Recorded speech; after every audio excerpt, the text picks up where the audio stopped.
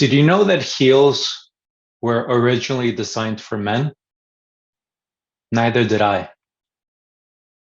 My name is Juan Diego Valladares-Williams, and I am a diversity and inclusion content manager who's passionate about uncovering history to challenge our social norms. Pink is for girls, blue is for boys, is what I keep hearing parents tell their children as I walk through the toy shop with my dad. It's the week before Christmas, and we're walking around looking at bikes. And my dad asks, "Which bike do you think you like out of these?" I point to the hot pink bike. What about the green or the yellow one? My dad asks. I stand firm, I assert myself, and say, "I want the pink bike." We leave the store. A week later, Santa rings the doorbell at midnight, and there it is, my hot pink bike.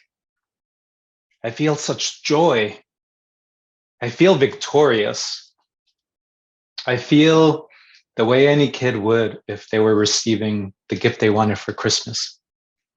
But I sense some question marks around the room.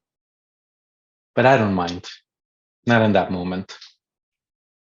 Fast forward a few years, and I'm in the soccer team at school. Then I run home and sew doilies with my grandma.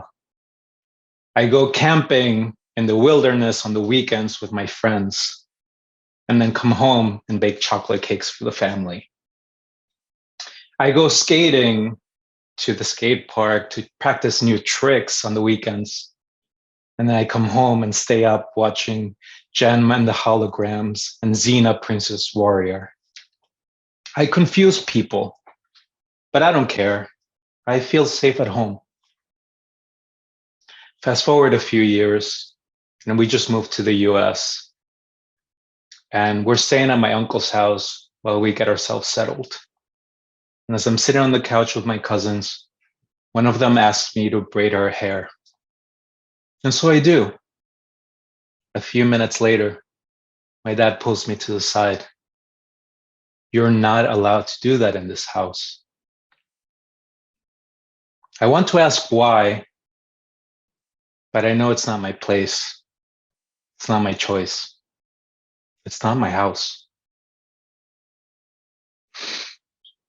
Fast forward 15 years, and I find myself working with LGBT youth, really my passion. And I keep hearing that same rhetoric of, "You're allowed to do this and you're not allowed to do that. And this is for girls and this is for boys." And it brings me back to my childhood. And I ask, why? Who made up these rules? Where does all of this come from? And so I start searching, I start uncovering, I start digging. And I learn of a time when heels were originally designed for Persian soldiers to be able to stand up on the stirrups when they were on horses. I learn of the kings of Europe who wore wigs and tights and makeup. I remember my childhood and watching Apollo Creed on the screen of Rocky, wearing short shorts and a crop top, asserting his masculinity. It's that moment I realized that these rules change with the wind. These norms are bullshit. Something in my mind changes. Cut to today. I identify as non-binary. Some of you might have assumed that I am a man. My existence challenges your thinking of that too. My role in this life is to challenge the way people think. And so I invite you to ask yourself this question. When was the last time you stopped yourself from doing something because you were told not to? You stopped yourself from doing something because society said it wasn't okay. I invite you to question those norms with me. I invite you to question the why.